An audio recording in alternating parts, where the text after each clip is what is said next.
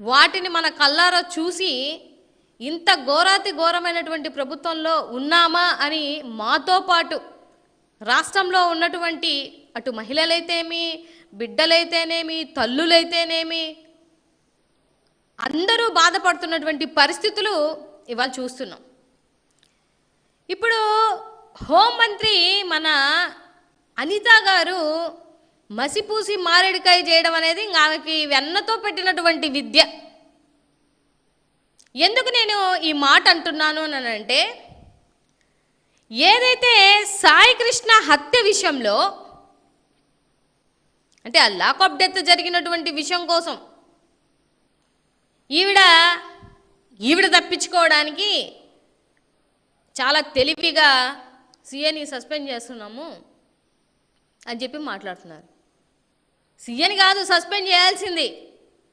ఒక lockup death జరిగింది అని అంటే సీఏకి, సిపికి, తమరికి, మళ్ళీ మీ బాస్కి, వీళ్ళందరికీ తెలియకుండానే లాకప్లో ఒక మనిషి చనిపోయాడా? నాకు తెలియక అడుగుతాను అక్క, నువ్వు కదా రాజీనామా చేయాలి. నీ శాఖలో నువ్వు విఫలమయ్యావు. ఒక్క క్షణం కూడా ఉండే అర్హత నీకు లేదు. నిసిగ్గుగా బుద్ధి తెచ్చుకొని నిండు ప్రాణాలు నీ మంత్రి శాఖలో పోగొడుతున్నావు కాబట్టి నిసిగ్గుగా నువ్వు రాజీనామా చెయ్యాలి. నువ్వు కదా రాజీనామా చేయాలి. నేను సీఏని సస్పెండ్ చేశాను, కానిస్టేబుల్ని సస్పెండ్ చేశాను. ఈ కబుర్లని ఎందుకు? ఈ కాకమ్మ కబుర్లు చెప్తే ఎవరు రాష్ట్రంలో వినరు. నిజంగా నేను ఒక మాట అడుగుతున్నాను, రాజకీయాలన్నీ పక్కన పెట్టండి. అనిత గారు, మీరు కూడా ఒక తల్లే కదా. మీకు కూడా బిడ్డల్ని కోల్పోతే ఎంత బాధ ఉంటుంది, ఎంత క్షోభ ఉంటుంది ఒక మహిళగా మీకు తెలీదా? ఆ తల్లి పడుతున్నటువంటి ఆవేదన, ఆ తల్లి కడుపు కోత, ఆ తల్లి ఘోష నీకు వినిపిస్తుందా, వినిపించట్లేదా? అనితక్క, నాకు ఒక మాట చెప్పండి. అంటే ఇదేదో వచ్చేసి ఏదో 4 కబుర్లు చెప్పేసి 4 మాటలు మాట్లాడేసేటువంటి సిచ్యువేషన్ కాదు ఇది. నిజంగా ఆవిడ వీడియోలు నువ్వు చూస్తున్నావో లేదో నాకు తెలియదు, కానీ ఆ తల్లి పడుతున్నటువంటి ఆవేదనకి ఎవడండి సమాధానం చెప్పగలుగుతారు? ఒక మాట చెప్పండి. అరే నా కొడుకునన్నా చూపించు, లేదనంటే ఆ బూడిదన్నే ఇవ్వండి అని అడుగుతుంది అని అంటే అంతకన్నా సిగ్గుమాలిన ప్రభుత్వంలో ఉన్నారా మీరందరూ?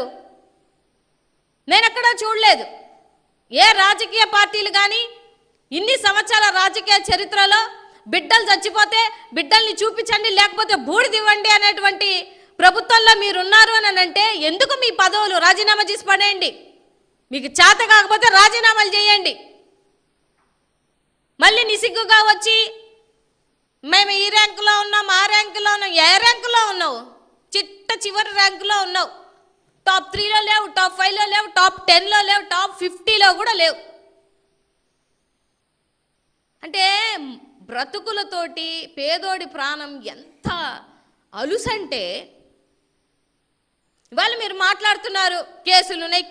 ఏం కేసులు ఉన్నాయి? 2 కేసులు ఉన్నాయి ఆ బిడ్డ మీద. మీ పార్టీలో ఉన్నటువంటి ఎమ్మెల్యేల మీద కేసులు లేవా? చింతమనేని గారి మీద 94 కేసులు ఉన్నాయి. ఏం చేశారు?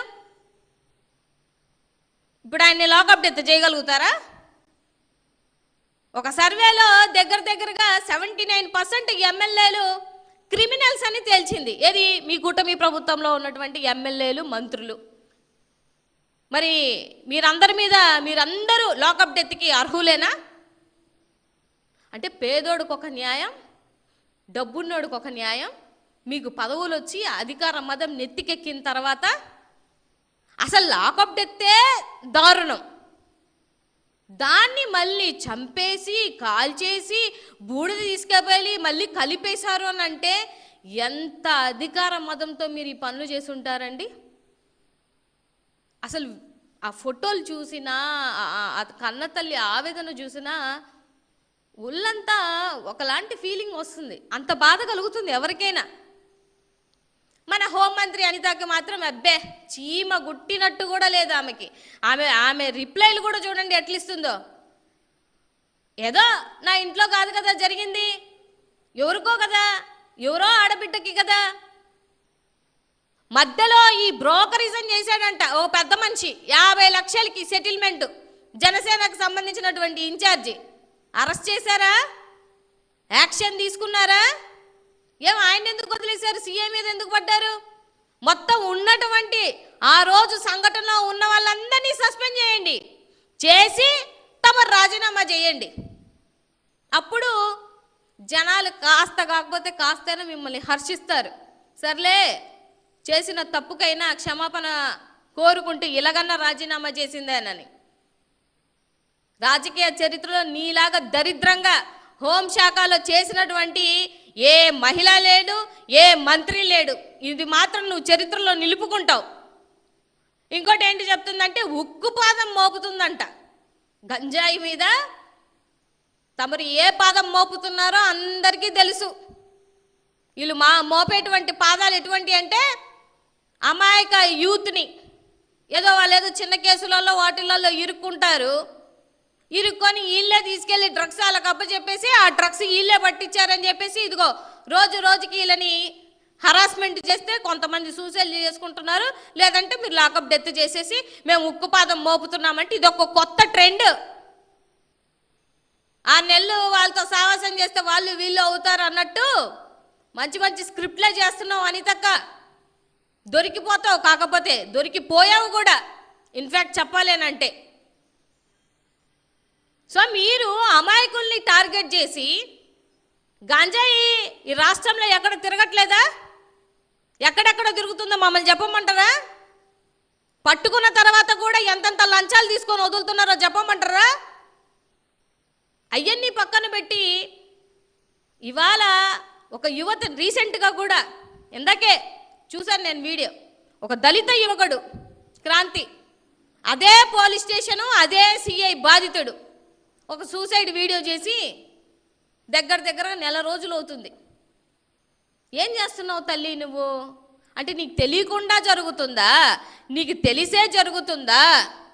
సరే, నన్ను ఎవడు ఏం చేయలేడు అనే ఒక అధికార మదంతో చేస్తున్నావా? ఎవరు అండతో చేసి నువ్వు చేస్తున్నావు అన్న విషయం సమాధానం చెప్పాలి. పొద్దున్న లేచి దళిత మహిళని అంటావు కదా, చనిపోయాడు నీ దళిత సోదరుడు, చేతనైతే న్యాయం చేయగలుగుతావా? చేయలేవు. అంటే నువ్వు దొరికినప్పుడల్లా, నువ్వు తప్పు జరిగినప్పుడల్లా దళిత కార్డును మాత్రం వాడుకుంటావు. ప్రజలకి ఏమీ చెయ్యవు. ఏ దళితుడికి న్యాయం చెయ్యవు, ఏ దళిత మహిళకి న్యాయం చెయ్యవు, అసలు మహిళలకే న్యాయం చెయ్యవు. నువ్వు మహిళలకి న్యాయం చేసి సంరక్షణగా ఉండింటే నీ ర్యాంకు మంచి ర్యాంకులో ఉండేది, అట్లీస్ట్ టాప్ 3లో ఉండేదానివి కదా. అత్తునికి సంబంధించిన బిడ్డ విషయంలో కూడా 10 రోజుల తర్వాత సోషల్ మీడియాలో అందరినీ నీ ఏకి పడేస్తే నిన్ను వెళ్ళేవంట. ఇది నీ పరిస్థితి. అంటే ఇంత దిగజారిపోవడానికి కారణం ఏంటి? నీ పదవి కాపాడుకోవడానికా? కేవలం నీ పదవి కాపాడుకోవడానికా? ఇలా చేస్తే శవాల మీద పేలాలు ఏరుకునే రకం అంటారు. ఇలా ఒక తల్లి క్షోభ పెట్టి ఒక బిడ్డను చంపేసి ఆ రక్తపు కూడు నువ్వు తిన్నా నీకు సహించదు, నిజంగా సహించదు. ఆ తల్లి ఘోష మీ కూటమి ప్రభుత్వానికి ఈ 3 సంవత్సరాలు డెఫినెట్గా దీనికి కర్మ అనేది అనుభవించక తప్పదు. ఆవిడ కన్నీటికి సమాధానం చెప్పాల్సినటువంటి బాధ్యత మీ మీద ఉంది. సో ఇవాళ తెలివిగా వచ్చేసి లేదు నేను సీఎని సస్పెండ్ చేశాము అయిపోయింది విచారిస్తావు. ఏం విచారిస్తావు? ఏముంది విచారించడానికి? చంపేసి బూడిద చేసేసారు. ఇంకా విచారించేది ఏందమ్మా నువ్వు? నాకు తెలియక అడుగుతాను. మేము విచారించాలా? లేకపోతే ఏదైనా సపరేట్గా మంచి సిబిఐకి ఇవ్వాలి, లేకపోతే సిట్టింగ్ జడ్జికి ఇవ్వాలి? మీ చేతుల మీద ఉంటే ఎప్పుడో మాయం చేసేవాళ్ళు. ఆ ఫోటోలు వీడియోలు వాళ్ళ తల్లిదండ్రులు లేకపోతే వాళ్ళ మావయ్య వచ్చి మిమ్మల్ని నిలదీసి నిగ్గదీసి అడుగుతుంటే సమాధానాలు చెప్పలేక నెల రోజుల తర్వాత ఇప్పుడు సస్పెండ్ చేశారు. అంటే తెలివిగా యూటర్న్ చేయడాలు నీకు బాగా అలవాటు కాబట్టి, అన్యం పుణ్యం తెలిగిన వాళ్ళని అడ్డం పెట్టుకొని ఏమైనా చేస్తావు కాబట్టి, నిజంగా నేను రాజకీయాలకు పక్కన పెట్టి నేను నిజంగా అడుగుతున్నాను అనితక్క, నీకు తల్లి అనే ఒక హృదయం ఉంటే మాత్రం ఆ బిడ్డలకి న్యాయం చేయి. నాకైతే నమ్మకం లేదు, నువ్వు న్యాయం చేయలేవు, న్యాయం చేసే ఆలోచన కూడా నీకు లేదు. అందుకని నువ్వు రాజీనామా చేయి. నీ చేతిలో నీ ప్లేస్లో ఇంకొకరు ఎవరొకరు మంచి వాళ్ళు వస్తే వాళ్ళన్నా చేస్తారు కదా.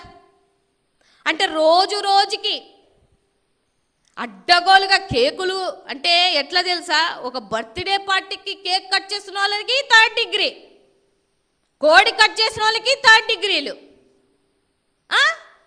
మంచి పోస్టులు పెట్టిన వాళ్ళకి కూడా 3rd డిగ్రీలు.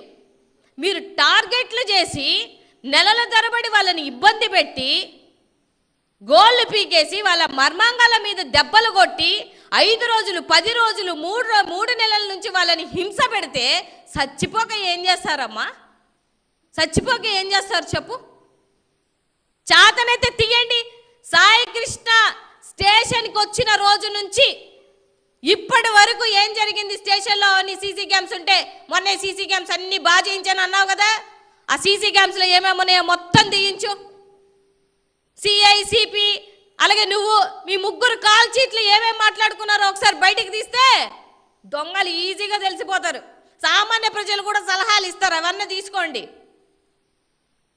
ఎందుకంటే మీకు సలహాలు తీసుకోవడం ఇష్టం ఉండదు, పరిపాలన చేయడం చేత కాదు, ప్రశ్నిస్తే కోపాలు వస్తాయి. మరి మీ బాసు దీని మీద కన్ను ఎర్ర చేశారో, ఉరిమి చూశారో, కోప్పడ్డారో ఇంకా తెలియట్లేదు మాకు.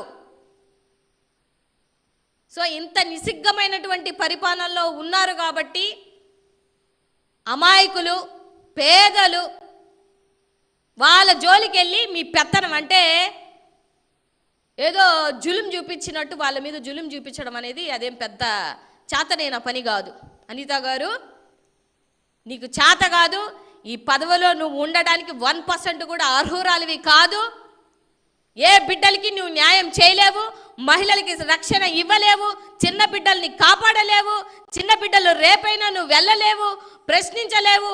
గంటకి 4 అగత్యాలు జరుగుతున్నా కూడా ఒక్కసారి కాకపోతే ఒక్కసారి కూడా ప్రెస్ మీట్ పెట్టి ప్రశ్నించేటువంటి పాపన పోనటువంటి ఏకైక డమ్మీ హోంమంత్రి ఎవరు అని అంటే అది మీరే. సో ఇది ఇవాళ మేము చెప్తున్నటువంటి మాట కాదు, ఉన్నటువంటి 2 కోట్ల మంది మహిళలు మాట్లాడుతున్నటువంటి మాటలు. మీ వల్ల చచ్చిపోయినటువంటి తల్లులు పడుతున్నటువంటి క్షోభ, మీ వల్ల యువత నాశనం అయిపోతున్నా కూడా వాళ్ళ ఇంట్లో ఉన్నటువంటి బాధ, మీ వల్ల శవాలై బూర్దలై బాధపడుతున్నటువంటి వాళ్ళ కుటుంబ సంపదలు జరుగుతున్నటువంటి ఒక ఘోష, వీటన్నిటికీ మీకు సమాధానం చెప్పేటువంటి సమయం కూడా మీకు లేనంతగా మీ పర్సనల్గా మీరు ఎక్కడో సినిమా షూటింగ్లలో లేకపోతే కబడ్డీ ఆడడంలో మ్యూజికల్ నైట్స్లలో మీరు ఎంజాయ్ చేస్తుంటే ఇట్లాంటి బిడ్డలు చచ్చిపోక ఏమవుతుందమ్మా అనిత గారు? సో నేనైతే అందరి తరపున ఆ బిడ్డల తరపున మీరు వదిలేసిన మా జగన్మోహన్ రెడ్డి గారు మాత్రం వదలరు. మీరు న్యాయం చేయకుండా ఉన్నట్లయితే మాకు ప్రభుత్వం వచ్చిన తర్వాత జగన్మోహన్ రెడ్డి గారు ఎవరెవరైతే ఇందులో ఉన్నారో ఒక్కరిని కూడా వదిలిపెట్టే ప్రసక్తి లేదు. అందరినీ తీసుకొని వచ్చి నిసిగ్గుగా కోర్టు ముందు నిలబెట్టి మీకు ఎటువంటి శిక్షలు పడాలో అటువంటి శిక్షలు పడేదాకా ఊరుకునే ప్రసక్తి లేదు. ఈ మాట జగనన్న ఎప్పుడో చెప్పినటువంటి మాట. రోజు రోజుకి దిగజారిపోతున్నటువంటి మీ ల్యాండ్ ఆర్డర్ని త్వరలో కంట్రోల్కి తెచ్చేటువంటి బాధ్యత మేము తీసుకుంటాము. మీ చేతగాని పరిపాలనకి, మీ చేతగానిటువంటి పదవులకి, మీ పదవులు కాపాడుకోవడానికి మీరు చేస్తున్న చిల్లర పనులకి స్వస్తి చెప్పి ఎట్టి పరిస్థితుల్లో నువ్వు రాజీనామా చేయాలని నేనైతే కోరుకుంటున్నాను. రాజీనామా చేయడమే కాకుండా అనవసరంగా ఇలాంటి బిడ్డలు అంటే అనాథ బిడ్డలు అవ్వచ్చు, పేద బిడ్డలు అవ్వచ్చు, అన్నసరిగా వాళ్ళ ప్రాణాలు తీసినటువంటి ఆ కర్మ అయితే నీకు, నీ పార్టీకి, మీ కూటకి మాత్రం తప్పకుండా తగులుతుందన్న విషయాన్ని గుర్తుపెట్టుకోమని ఈ సందర్భంగా తెలియజేస్తున్నాను.